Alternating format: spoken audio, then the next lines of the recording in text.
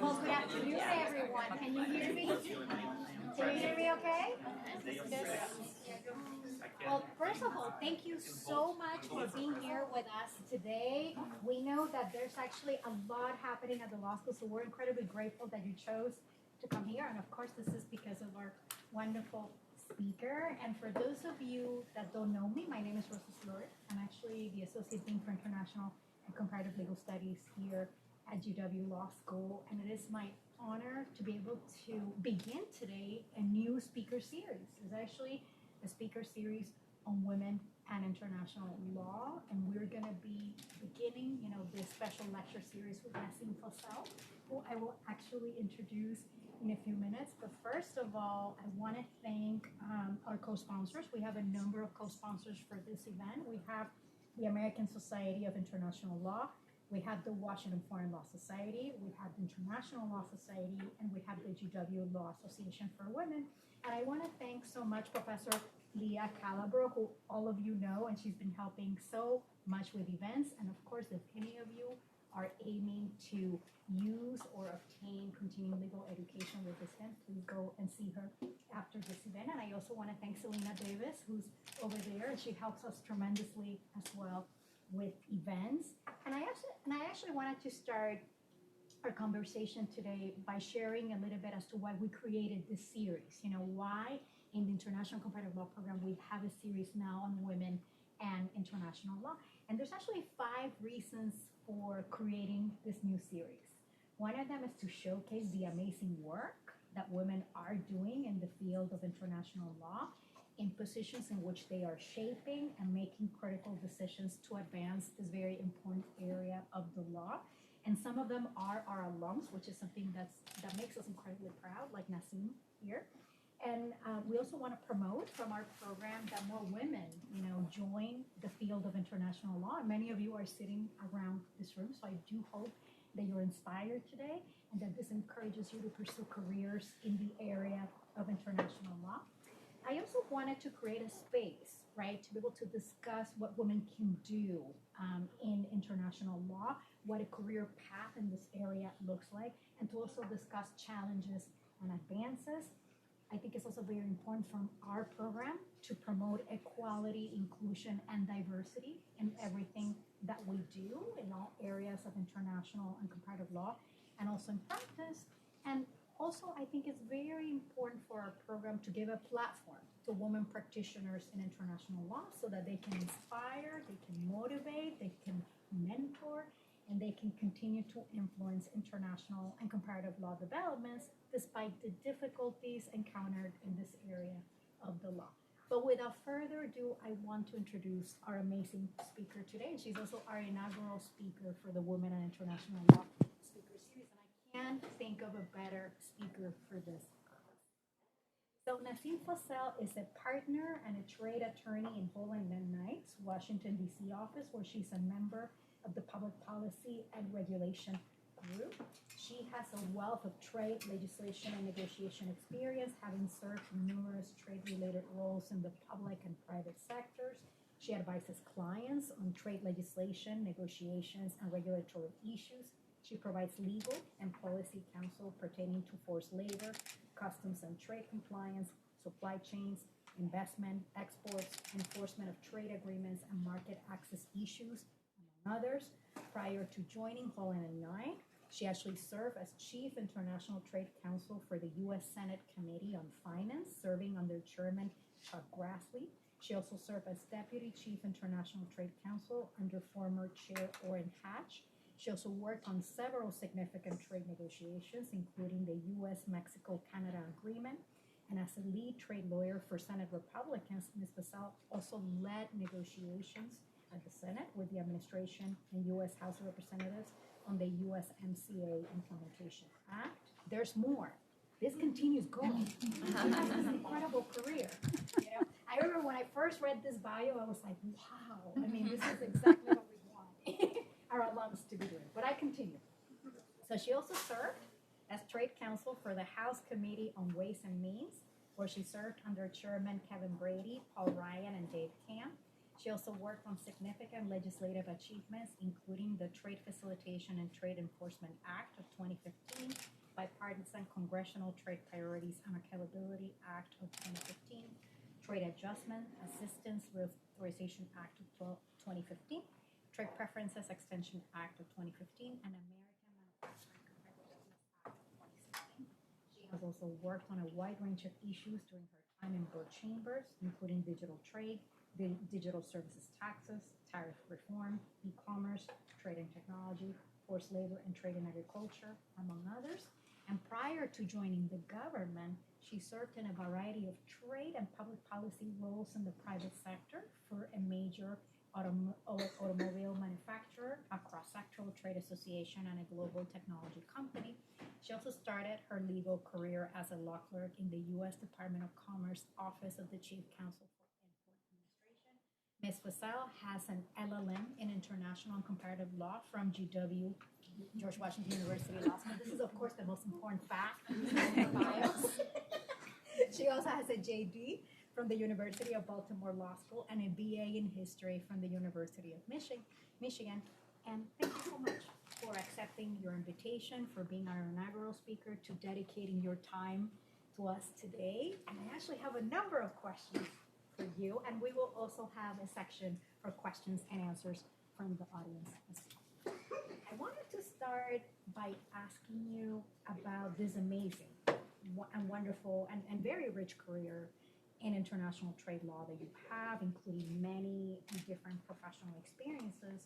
When you went to law school, did you know you wanted to pursue a career in the field of international law? Well, first of all, before I answer that question, if I may just say how happy I am to be here. This is so nice to be back here, and just hearing you describe why you want to have this series just makes me so happy. It's so important, I think, to provide this platform. I think there are some really incredible women in this field. There are so many, and I think you're going to find that it's going to be hard to squeeze them all in because there really are incredible women in international trade that I am honored and flattered to be among, and really could not tell you how happy I am to be here helping you kick off this series. So thank you, and great to be here with all of you. So to your question, I did know when I started law school that I would like to do international law. Precisely what, I did not know. I had some ideas, but as some of you may have discovered, maybe it wasn't like this for all of you, but I would be surprised if some of you didn't feel the same way as me. You might have a general interest in something and you know you want to study it, but what precisely you're going to do with that is very hard to know as you're starting law school. But, that's why you're there, right? You have this incredible opportunity to take a lot of classes from many different professors, meet a lot of different students, and some of your fellow students have probably worked and others have not. And so it's just this incredibly rich environment where you go, and I think it helps you narrow your focus, which is what happened with me. At the University of Baltimore, we had an international law certificate where, you could get that with your degree by taking a certain number of courses.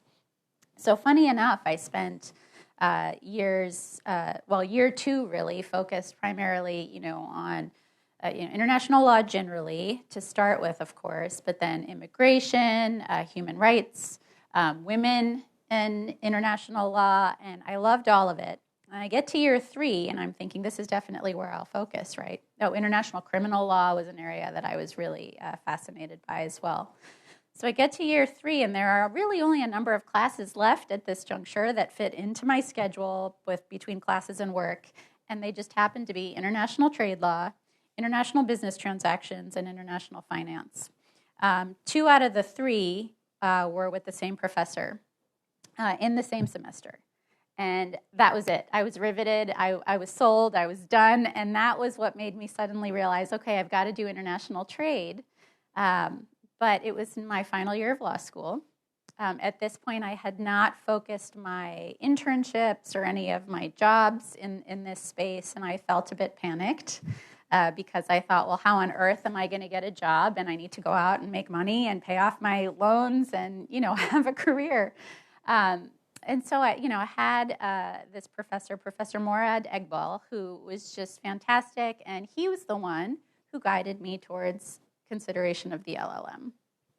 And so maybe I'll stop there, but to answer the core of your question, did I know I wanted to do international law? Yes, I knew in some way, shape, or form this would be my career. I didn't know when I started what that would look like, what it would entail, and precisely what I'd be doing. So this is great news, actually, because many of us, including me, including our students, we actually didn't know either, right? And it's okay not to have, or absolutely. To know everything, that you're going to do in the next 20 years, Right. A lot of it is an orientation and interest and a passion, but not necessarily, a complete focus. Exactly. And I think, a lot of us, and I know I felt this way, you start school with this expectation that you do have to know everything. And even though you're told you don't, I know I was told, I just couldn't get rid of that. It's 3 years. It goes by quickly. There's a lot you have to squeeze in. And I know the pressure that you feel to just know. But it's okay not to. And I think it's okay not to, early in your career as well. But we'll get to that. So one question, eventually you do get to have, right, this expert career in international trade law. So how did that happen in practice? Like when did you know, okay, this is what I'm going to do, and what were the building blocks for that in practice for you?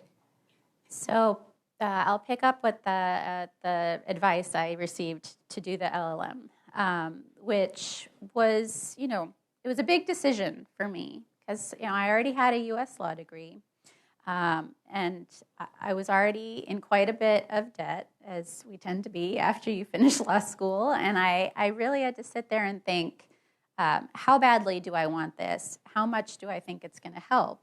And I think it really came down to looking at the programs, where they were, what they offer, who their alum are, what that could provide for me, and just thinking about GW in particular, I thought it's an excellent program. I mean, that was known already. But for me, thinking about how I would get to focus and really dig in, be able to say, okay, I spent a year studying nothing but this, in addition to my law degree. And then being in D.C., I think, for international trade, there are a number of places you can be, of course. But this really is an excellent place to be for a career in international trade. And so I thought I would love to be there. Not only would I have the education, but just the resources, opportunities to sit on, watch panels that the university would be able to put together, the network that you could develop in the city. And so it was a big part of why I decided to do this. I took the advice. I think it was very good advice because I got here and felt all of those things come to fruition. There were times where I thought, oh gosh, am I making a mistake by spending the additional money and taking the additional year and having to do this while I'm studying for the bar and potentially take that a little later and just change the schedule I started this entire process with. Again, it was about letting go of the expectations, which in law school I think are very, they're very powerful, the pull that they have on you. And it was hard, but just letting go of some of that and making a decision that I felt strongly would be good for me.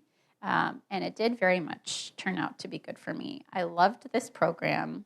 It was through this program that I actually had the opportunity to start my clerkship at the Department of Commerce.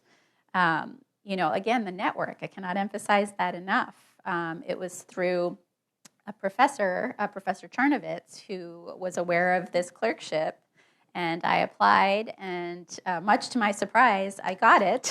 And so that was a really great entry into a career in international trade, because as I mentioned earlier, that's what I was really worried about when I was in law school and realized I liked international trade courses. I thought, okay, well, how do I take my interest in courses and translate that into somebody that looks, hireable? And, why would anybody hire me just because I like trade, right? So I had to get that first job. And I think getting a job in government was wonderful, just because you really get to roll your sleeves up right from the very beginning, even as a law clerk. That was an excellent program, by the way, which I believe they still have. It may no longer be a paid clerkship, but for many, many years it was a paid clerkship at the GS11 level, which, to me, I thought that was fantastic. You could work alongside attorneys. This office, by the way, is now called the Office of the Chief Counsel for Enforcement and Compliance. At the time, it was Import Administration, but it's the office that litigates our anti-dumping and countervailing duty laws with the Department of Justice, and as well at the WTO with USTR. So it was a great introduction, I would say, to a career in international trade. And again, I think the LLM, just the education I got that year, like really digging in beyond just the introductory level education, and the network. Many of the classmates I had here are still, good friends. They're all over the world, and I'm just very proud to know all of them. They're all doing really great things. So, well, for us, it always makes us so happy to hear, that the degrees that you obtain at GW were helpful to your career. And one question that we always get from students, is like, after I have my LLM, after I have my JD, and I'm an international trade attorney, what am I going to be doing on a daily basis, right? Because it's one of the most specialized areas of international law. If you could walk us a little bit on the life of an international trade attorney, and I know you've done this in the government, you've done this in private practice as well, so if you could give us a bit of a window of what an international trade attorney does. Sure. It can really take many different forms, which is another thing I didn't fully appreciate. When I learned I liked international trade, there really is so much you can do. I mean, I have spent my career now, as you said, in government and private sector, but I've also, throughout the course of that time, been in roles that really they're policy jobs. Like right now, I'm at a law firm. Practicing law, but my job is also actually much heavier on the policy side. But I have been in roles where, I was at a trade association as a policy director representing a cross-sectoral group of companies on their policy priorities before the U.S. government and other international organizations. And so that really required my, relying on my education, understanding international trade law. Did you have to be a lawyer to do that job? No, but they actually wanted me to be. It was, in the job description, what they were looking for was a lawyer. So I think that tells you how much a degree in international law can really serve you. It opens up many more doors than just practicing at a law firm or working in the government. To just give you some more color in addition to that role. Actually, let me talk a little bit about that role at the trade association, because I worked with so many different groups in that role that might illustrate to you additional jobs one could have, even though they weren't mine. So, I was here in the U.S. as a policy director. I did customs policy, trade and investment policy, banking, and transportation at any given time over the course of my time at the association. We were this organization was called the U.S. Council for International Business, by the way. They are the U.S. chapter for the International Chamber of Commerce and for the BIAC, which is the business arm of the OECD. And so I worked a lot with the individuals there, the policy officers and the lawyers at the ICC and at the OECD, and there are so many rich and interesting jobs at these organizations as well. And a lot of them just seemed so fascinating to me, and I oftentimes thought, gosh, it would be great to just live in Paris and have one of these positions and work with these great people. And then, of course, all of the international organizations, like the World Customs Organization, I worked with very closely, and the World Trade Organization, both have many lawyers on staff as well. So, just in that role alone, I interacted with so many different organizations and people that do international trade. Some in more policy-oriented positions, other in very, legal positions. But just the broad array right there of opportunities, I think, says a lot.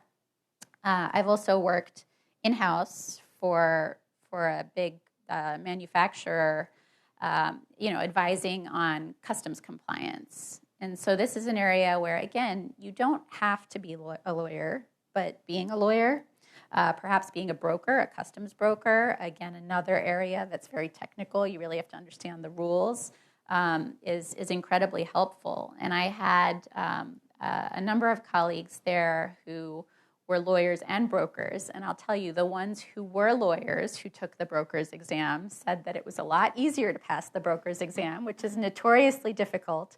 The ones who were not lawyers, they made it. They passed the broker's exam, but it was funny. We often laughed about how they said it was just a heck of a lot harder, right?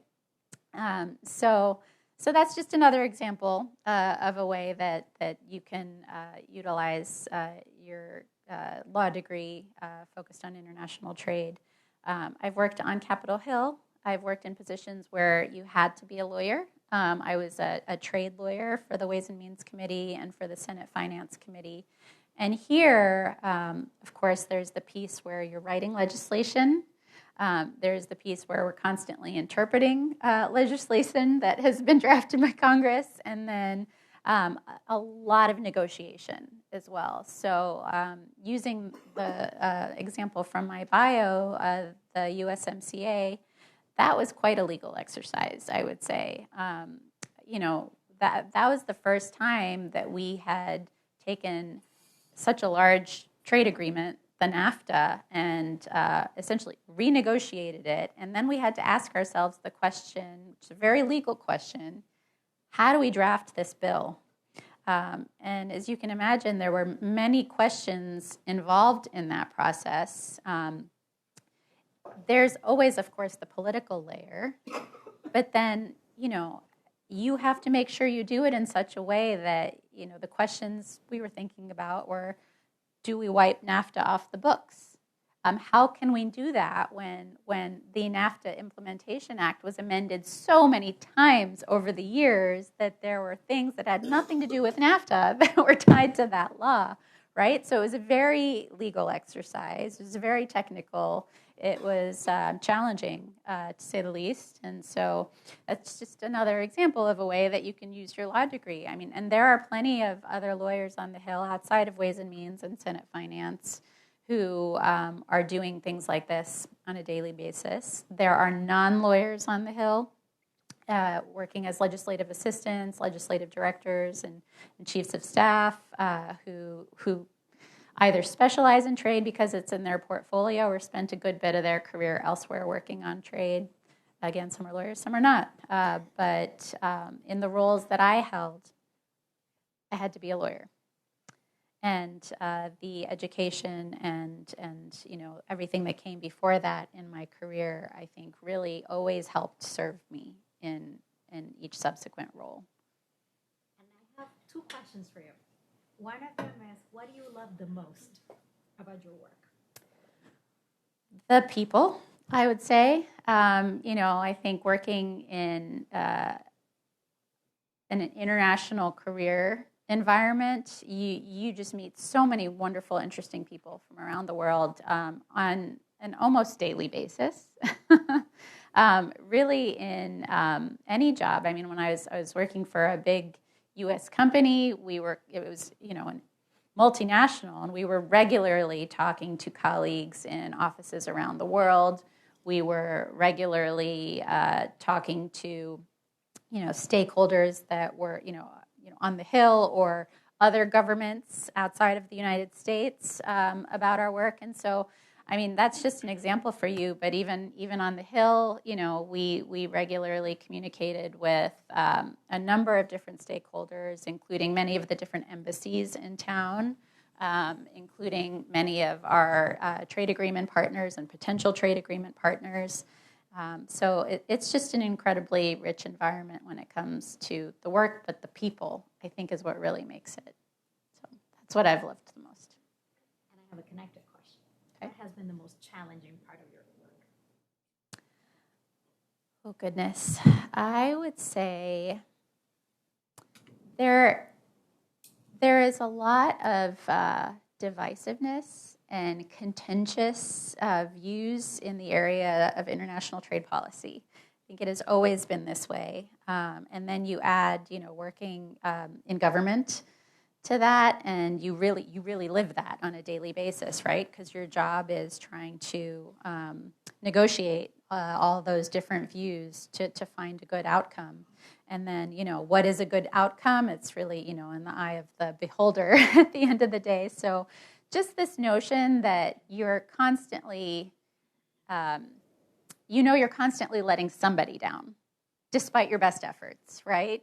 Because of this just constant contention that there is in politics of trade. And I think in the last few years in particular, it's become even more so this way. And, whether you're in government or out of government, I think you feel that. You're constantly sort of working within and around that in some way, shape, or form. And I have found that to be challenging, though not insurmountable. It's... I think particularly if you like negotiating, if you like people, if that's an aspect of the job that you like, this is something that you can easily work within, and the challenge can be a fun one. So I don't mean to call it a challenge in a negative way necessarily. Well, it's good for students to hear about this because careers have the wonderful parts and the challenging parts, and a lot of it is figuring out how to navigate the challenging parts, right? Right. And you're in this amazing field. And I have a connected question on this. You're in a leadership position in this field. You're a partner at a law firm. You've had all these experiences. What do you think are priority issues in international trade at the moment, from your perspective? Well, you mentioned one of them, which I'm finding is becoming more and more of a priority, which is great. It's inclusion and diversity. This administration is putting a lot of focus on this within international trade. And in addition to that, there's a lot of focus, and some of you may be studying this since it is an international issue, not just a U.S. issue, but the intersection of climate and trade policy, environment and trade policy. I would put that right up there, actually, right now, is probably one of the most in focus. Digital trade, hugely in focus, very interesting area as well. As we're shifting more to trade and services, there's still trade in goods, but the growth in trade and services has just skyrocketed over the years. It's become, I think, one of the most important areas and somewhat of an untapped area still as far as the law goes. So I'd say those are probably three top areas. Another buzzword, let's just say, that we hear all the time right now is this notion of friendshoring. I think we're going to continue hearing that. I mean, there's a lot of, I guess I'll just pair another one with it. Post-pandemic, post-trade war, if we're out of it, I think that's an open question. There's also been just a lot of focus by governments, by looking internally, and I think this has been a challenge. So you've heard that morph into, there's been protectionism. There's been an effort to try to, move away from this notion of protectionism and call it friendshoring, but you also hear nearshoring. I think we'll continue hearing this dialogue with different buzzwords used to describe it for a long time now, but our government is 100% focused on this right now. There have been a lot of adjustments to our domestic preference regimes here, Buy America, Buy American, and I think we'll continue to see that for some time. One question, because we have a lot of law students here, and a lot of them are basically carving, their course selections, and drawing paths, right, in careers related to international law. What advice would you have for them if they want to do a career in international trade law? Definitely utilize your network in Washington. And if you haven't done so yet, start now. Go to all of these programs. Stay and talk to people afterwards. Join different organizations. Even beyond GW, there are a lot of great networking organizations just focused on international trade. There's, I'm on the board of the Washington International Trade Association, and they have the corresponding young trade professionals with a lot of great programming and networking opportunities as well. This one might sound very, very much like advice like a parent would give a child, and it's not intended as that. I just think it's fully transferable, and that is just always be nice.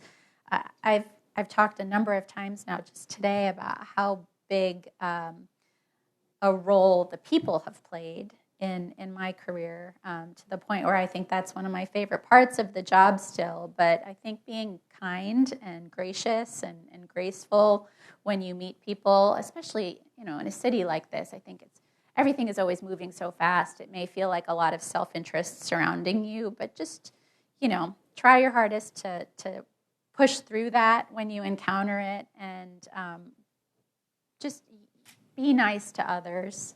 And put yourself out there and be willing to be vulnerable, because I think that's when you're the most authentic. And when people see that, I think they really, in a town like this, value that. And that's been my experience. And so, again, I hope that doesn't sound like juvenile advice, but I have found that it has served me well. And you can't go wrong, right? It's the golden rule. Always be nice. And then the last thing I'll say is, take all of the opportunities that come your way. If it's an unpaid internship, and trust me, I get it. I had debt up the wazoo. But, sometimes you find that taking that risk and taking that leap, if you can, recognizing that not everybody can, but if you can create the circumstances to do it, even in a challenging situation, I would say do it, because it's often in those more difficult circumstances or in the unexpected where you might find the greatest reward. And so just put yourself out there, and I would say take all the risks and, think about it, of course, but if you can, take the leap. I wanted to say that the experience putting together this event with Nasim was amazing. We work with speakers all the time, right? And I personally and my team, we have been so impressed with your kindness, with your thoughtfulness, with your down-to-earth, dynamic with us. Like, it's really impressive to see a woman as accomplished as you, but also as nice and kind and thoughtful as you. We have so much respect for that. We salute your career today. You're an example, to every one of the students here. And I'm so grateful that you agreed to do this with us today. Oh, like I said, really, truly my pleasure. I'm very happy to be here. I cannot emphasize enough how valuable this program was for me. I was honored when you reached out, and so I'm delighted to be here, and happy that in some little way I can share my experience and hope it's helpful with all of you.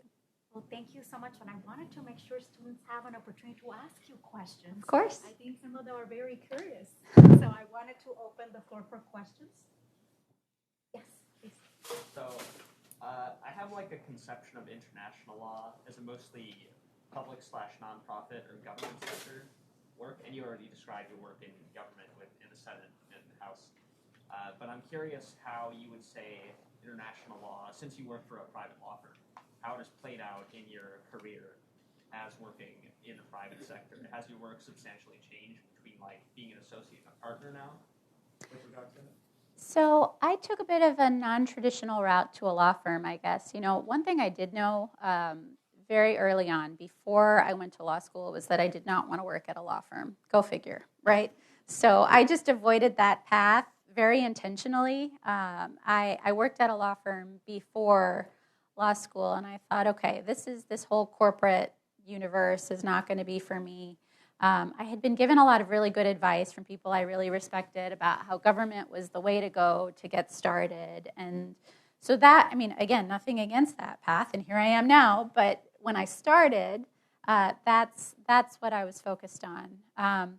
I did have a number of jobs, though, in the private sector that just weren't at a law firm. I started at the trade association. I went to a company from there. And I think those were really great experiences. As I said, I was required to be a lawyer for those positions. I was applying the law. I was applying negotiation skills. And I was working, very closely within international trade organizations. One example for you is when I was at the USCIB, I was the U.S. business delegate to the this is a mouthful, the World Customs Organization Harmonized System Committee. So the committee of government delegates from around the world that get together to establish customs classifications. And so, that was a very, very interesting and challenging experience. Actually, that was one very challenging point in my career. But I learned so much from it. But that was a room full of lawyers and scientists, actually. It was a fascinating room of people. And then at the company, just working with trade agreements, I was on our customs compliance team, and we were always looking for ways to ensure that we could reap the benefits of trade agreements. And that was a big deal for the company, right? That went straight to bottom line, is making sure that we are able to utilize free trade agreements in order to move product around the world, and do that in a cost-effective way. That required, lawyers like myself and others on our team to be able to interpret, work through trade agreements, work with customs administrations around the world, work with trade ministries like USTR and others around the world. And now at the law firm, you probably won't be surprised to hear that another area that is very, very active, given everything that's going on in the world, is sanctions and export controls. When you asked your question earlier, Dean Solorio, about priority issues, kind of focused in on the issues and not the big picture, but it's hard to talk about priority focus areas in international trade without talking about China, Russia, and the incredible amount of focus there. At a firm right now, it's not just mine, but many others, a lot of clients are coming with questions about how to comply with sanctions and export controls and trying to understand all of the different regimes. It's a lot of customs work as well. Another area, priority area, it's a longer list than I would have led you to believe initially, is forced labor.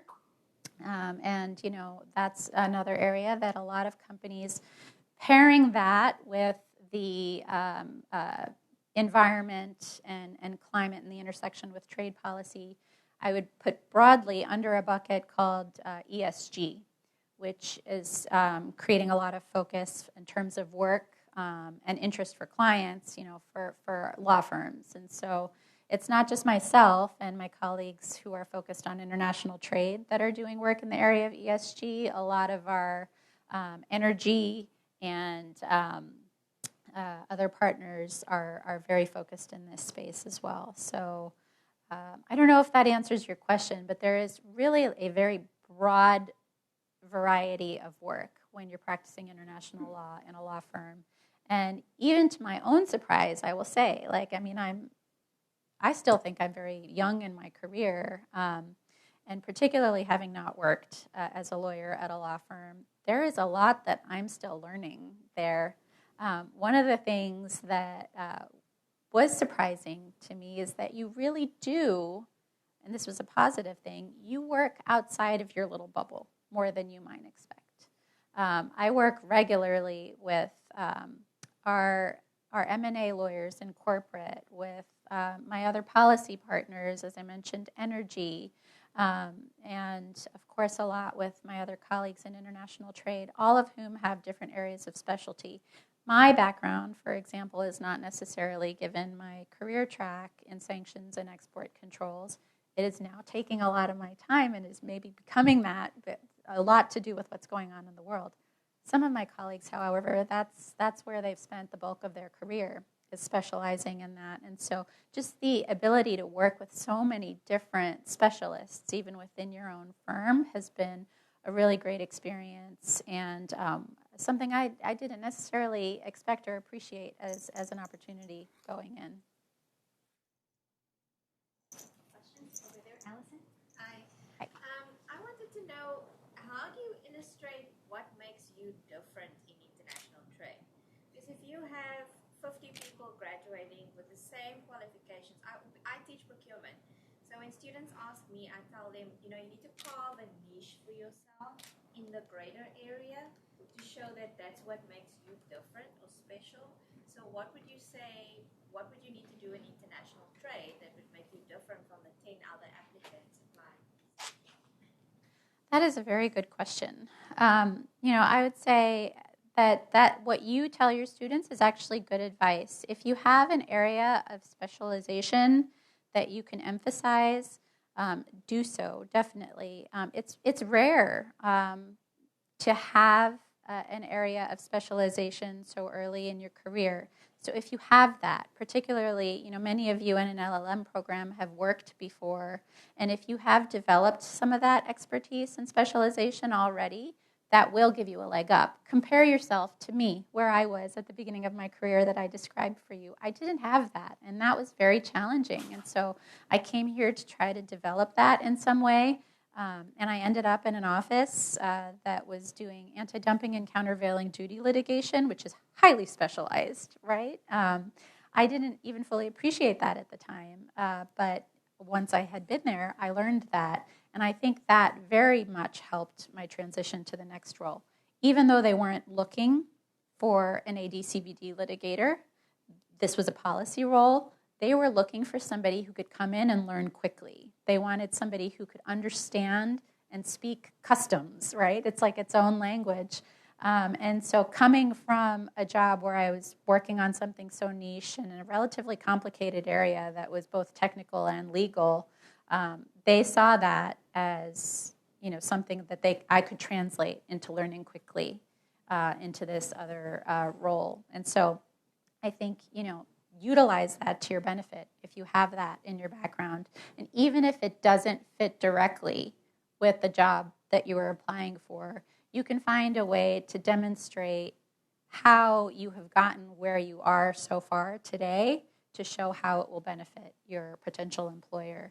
And just being able to do that, I think, will give you a leg up because they get so many applications and you're just a name in a pile, right?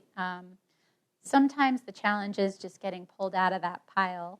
So that requires a good resume and ideally a contact, right, who can get your name pulled out of the pile. Sometimes it comes down to that. Once you're out of that pile, though, I think really being able to do what we just discussed is, show how you're different and even being able to connect that to a job that doesn't seem directly related to your experience, I think is very important. Question back there, Emmy? Sorry, I'll just stack up. Although I have many questions, I wouldn't hijack the platform. I'll ask two questions. First, how has been your experience as a woman in this field?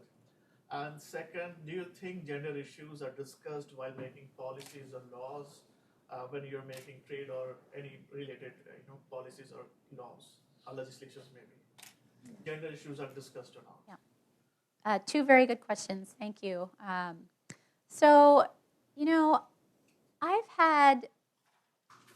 I have both witnessed the challenges of being a woman. I mean, I can't tell you how many times I have been the only woman at the table or the only woman in the room. But, and I say this carefully because we still have so far to go. So I don't mean to say, we've done it, we're there, but I'll tell you this. When I was chief trade counsel at the Senate Finance Committee, there were 4 of us. There was a Republican and a Democrat in the Senate, and a Republican and a Democrat on the House side. 3 out of 4 of us were women. And so I've been blessed in some ways that, I've been able to have this career in a period where you're starting to see this happen more. And that was another incredible piece of that experience, too, because that in and of itself, I think we all recognized at the time, was unusual. In fact, I didn't know this when I got the position, but I walked into a room for a meeting one day, and it was the 4 of us and many other people, and my counterpart in the Senate, who was the one male, said to everyone in the room, "Hey, Nasim, did you realize you are the first female chief counsel for the Republicans on the Senate side?" And I said, "No, I did not realize that." So that was shocking, sad to hear that I was the first, at that juncture in time. But looking around me, and my 2 colleagues on the other end of the table were also female, was really great. And I'll tell you, those other 2 women, they're doing very fabulous things right now. One of them is our current USTR, Ambassador Catherine Tai, and the other one is Angela Ellard, who is the Deputy Director General at the World Trade Organization. So they're doing wonderful things, and I'm very proud to say they were my colleagues. So It's good to hear also hopeful stories. Yeah. I teach women's rights at the law school. A lot of the students here take my course, and I tell them that it's important to identify challenges, but also identify, moments in which you have successes. Yes. And what you just narrated is a wonderful way, of showing where we are, right? We're in transition. We're in a world in which we still have exclusion issues, but we also have women in very important decision-making positions, and it's important that women have, the spaces, support, mentoring, Yes. to be able to continue this trend. This is a good trend. It's a very good trend, and I think we have to continue to be there to continue bringing other women up. So programs like this, I think, are so important to help foster that, and really, this notion of hiring as well is so important, right? So to your question a moment ago about how do you differentiate, I think, of course, it's about finding qualified candidates always. I mean, it has never not been about that. But I think it's really important right now to do what we can to help bring individuals that have not historically been in the space in sufficient representation into the space. And, of course, that goes much, much broader than just women. But, I think that it's just so important that we continue to focus on this. I am very much feeling the transition, but I do still feel challenges. There are days where I am still the only woman in the room. I'm happy to say that there are fewer days like that. I am very proud to say that I'm at a firm that works really hard to make sure that that is not the case, that really supports me and fellow women.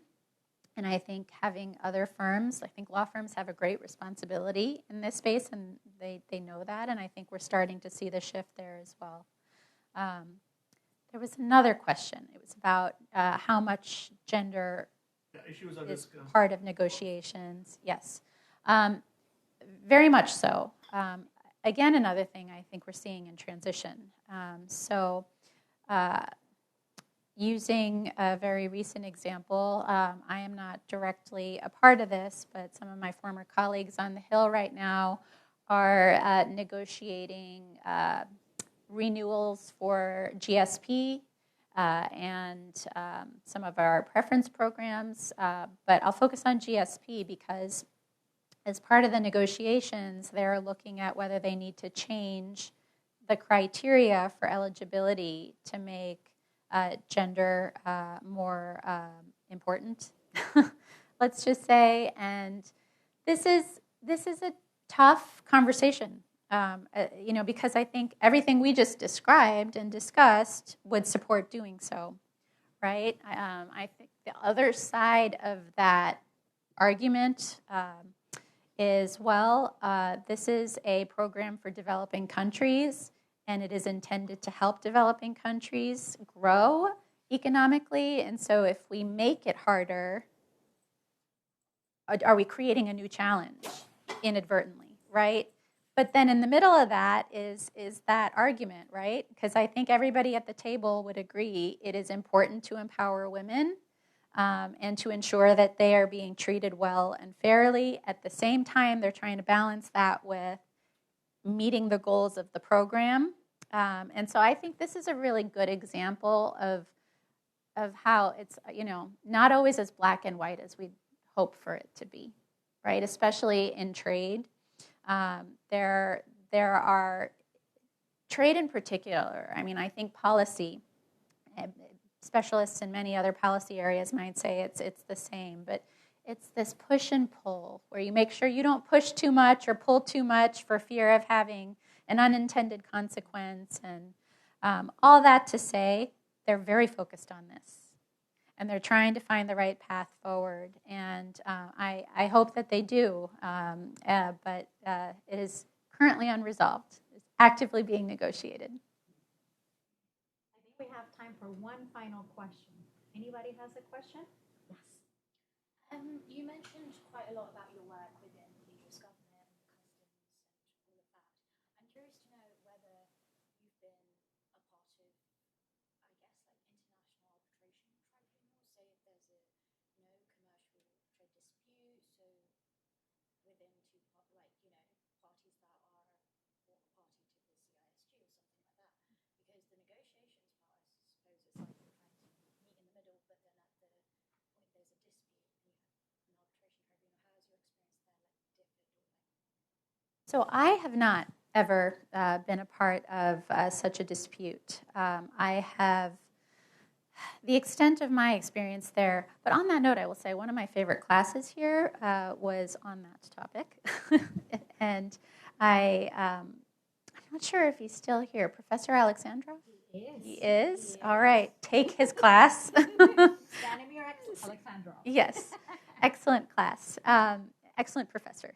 And so I did not, in the course of my career, it just didn't go in that direction. But it is a fascinating area. One that is, to loop it back to your question, very active in law firms. So if you are looking to go into a law firm, this is an area that is hot all the time.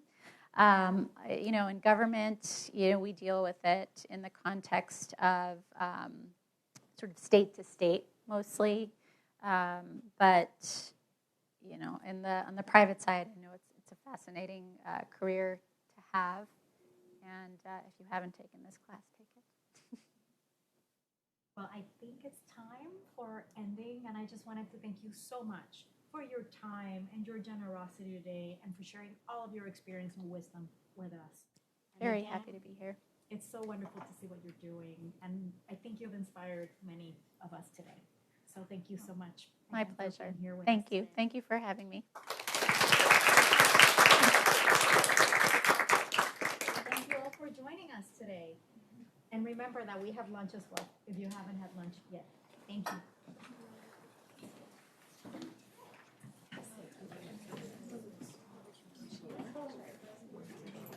Asking what the business she was talking Yeah.